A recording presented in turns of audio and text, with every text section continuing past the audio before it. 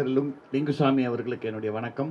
வந்திருக்கும் அத்தனை பத்திரிகையாளர்களும் ஊடக நண்பர்களுக்கும், நிறைய மூத்த பத்திரிகையாளர்லாம் ரொம்ப நாளாக நான் பார்த்துட்டு இருக்கிற நிறைய ஃப்ரெண்ட்ஸ் எல்லாம் வந்திருக்காங்க. எல்லாருக்கும் என்னுடைய வணக்கம்.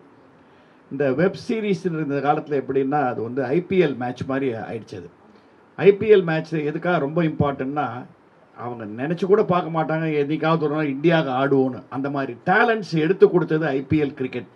அந்த மாதிரி இந்த வெப் சீரிஸ்லேருந்து நிறைய டேலண்ட்ஸ் சினிமாவுக்கு வரும், மக்கள் மத்தியில் போய் பேர் இருக்கக்கூடிய அளவுக்கு வெப் சீரிஸ் இப்போ வளர்ந்துட்டு வருது. அதனால தான் திரு சரண் பிரகாஷ் அவர்கள் நான் ஒரு வெப் சீரிஸ் பண்ண போகிறேன், வந்து பார்க்க போகிறேன் சொன்ன உடனே, என்ன சார் அதுன்னு சூஸ் அண்ட் ஒன்னு சொன்னார். தெரியும், என்ன சூஸ் பண்ணியிருக்கீங்க அது தெரியும், இல்லை கம்பெனி பேர் சூஸ் அண்ட் ஒன் அப்படின்னு சொல்லிட்டு, சிங்கப்பூர் ப்ரொடியூசர், நீங்கள் அவர் அப்புறம் ஷார்ட்லேயே மீட் பண்ணுவீங்க அப்படின்னாரு.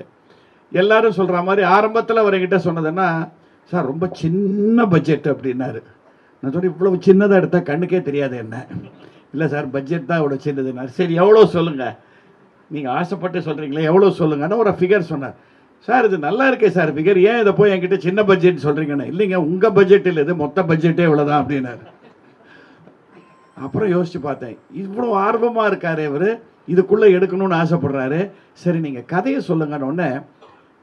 பட்ஜெட் எவ்வளவோ சின்னதாக இருந்தாலும் அந்த கதை ரொம்ப பிரம்மாண்டமாக இருந்தது.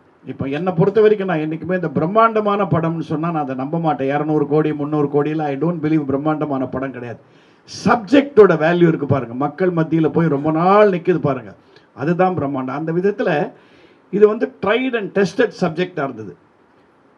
நீதிமன்றத்தில் தவறு இழைக்கப்பட்ட ஒருவன், மரண தண்டனைக்கே போய் நிற்க வேண்டிய ஒருத்தன், ஆனால் தப்பாக அவனுக்கு அந்த தண்டனை கொடுத்துட்டாங்க. அவன் எப்படி காப்பாற்றப்படுறான், என்றைக்குமே இந்த ராங் பர்சனை போய் உள்ளே தள்ளிட்டாங்கன்னா அவனை காப்பாற்றப்படுற அந்த கதை காலங்காலமாக அது ஜெயிக்கக்கூடிய ஒரு கதை. அப்படி ஒரு அருமையான கதையை சொன்னார். அதில் எனக்கு கொடுத்த ரோல் ரொம்ப முக்கியமாக பட்டது. காரணம், அவனுக்கு அந்த தப்பான தண்டனையை வாங்கி கொடுத்த வக்கீலே நான் தான். ஸோ கடைசியில் என்னுடைய மனசாட்சி உறுத்தி அந்த பையனை போய் காப்பாற்றி விடுறது நான் தான் வரும்போது ரொம்ப இன்ட்ரெஸ்டிங்காக இருந்தது. அந்த ரோல் தான் அந்த பையன் யஷ்வந்த் பண்ணியிருக்கான், ரொம்ப நல்லா பண்ணியிருக்கான் அந்த பையன். ஸோ அப்படி சொன்னபோது நான் பண்ணலாம் சார், என்ன எத்தனை நாளில் பண்ணுவீங்கன்னு சொன்னார். நான் அவர் சொன்ன மொத்த பட்ஜெட், மொத்த நம்பர் ஆஃப் டேஸை பார்த்தா இன்றைக்கி இருக்கிற புது படத்தில் பூஜைக்கே அவ்வளோ நாள் பண்ணுவாங்க, அதுக்குள்ளே படத்தை முடிக்க போகிறோம் அப்படின்னாரு. பட் நிஜமாகவே ஒர்க் பண்ணும்போது எனக்கு அந்த காலத்தில் அந்த 80s 90s அந்த பண்ண ஃபீலிங் கிடைச்சது. ஒர்க் பண்ண ஃபீலே கிடைக்கல. இப்போ நான் சகலகலா வல்லவனோ முரட்டுக்காளியோ எல்லாம் பண்ணும்போது என்னமோ பெரிய படம் பண்ண மாதிரியே இல்லை, எஸ்பிஎம் சாரோட ஜாலியாக பேசிக்கிட்டே இருப்போம். அப்படியே போச்சு, ஒரு நாள் வந்து ஐயோ படம் முடிஞ்சு போச்சியா அப்படின்னு. அது நம்ம பீரியட் அது அந்த காலத்தில். அந்த மாதிரி ரொம்ப கேஷுவலாக அழகாக கதையிலேருந்து ஒரு இடம் கூட வெளியில் போகாமல் அனாவசியமாக இல்லாமல் ப்ரொடியூசர் கொடுத்த பட்ஜெட்டுக்கு அழகாக பண்ணி முடித்தார். அதுக்கு ஸ்பெஷல் கங்க்ராச்சுலேஷன்ஸ் நம்ம கேமராமேனுக்கு சொல்லணும் அவருக்கு டெஃபினட்டாக. ஏன்னா 5 ஸ்டார் ஹோட்டலை கொடுத்து அதை பெருசாகிடுன்னு சொல்கிறதுக்கு ஈஸி, ஒரு சாதாரண இடத்த கொடுத்து அதை 5 ஸ்டார் ஹோட்டல் மாதிரி ஆக்குன்னு சொல்கிறது தான் கேமராமேன் கையில் இருக்குது. அந்த மாதிரி இந்த கதைக்கு வேணுங்கிற அந்த டார்க் ஃபேஸுக்கு வேணுங்கிற அந்த டார்க் மூட்ஸை ரொம்ப அழகாக கொடுத்தாரு. And director was very clean. இந்த கதையில் அவருக்கு எந்தவித சந்தேகமும் இல்லை, இதுதான் மூடு, இதுதான் அடுத்த சீனு, இதுதான் எண்டுன்றதை ரொம்ப அழகாக பண்ணி. அண்ட் அவருக்கு உறுதுணையாக இருந்த திரு குணா அவர்கள், எங்கே அவங்க குணா, அவருக்கு ஒரு ஸ்பெஷல் கிளாப்ஸ் கொடுக்கணும். He work so well as assistant and associate. And கூட நடித்தவங்க ராஜவேல் ரொம்ப அழகாக என்னோட செட் ஆகிட்டார். So it was like a good team. And இந்த பையன் யஷ்வந்த் வந்து நீங்கள் பார்க்குறதுக்கு என்னமோ சாதாரண நடிகர்லாம் சொன்னால் ரொம்ப நல்லா பண்ணியிருக்கான். அந்த நீங்கள் பாருங்கள், கண்டிப்பாக சிம்பத்தியை ஃபுல்லாக உள்ளே வாங்கிட்டு அழகாக பண்ண ஒரு ரோல் பண்ணியிருக்கான். அந்த ஹீரோயின் அவங்க செட்டுக்கு டைமுக்கு வந்தாங்க, இன்றைக்கே டைமுக்கு வரல தெரில, அவங்களும் ரொம்ப நல்லா பண்ணியிருந்தாங்க. அண்ட் எனக்கு I was specially Impress when I சா த ப்ரொடியூசர். அவர் ஒரு ஜம்முன்னு ஒரு இன்ஸ்பெக்டர் ரோல் பண்ணியிருக்கார்.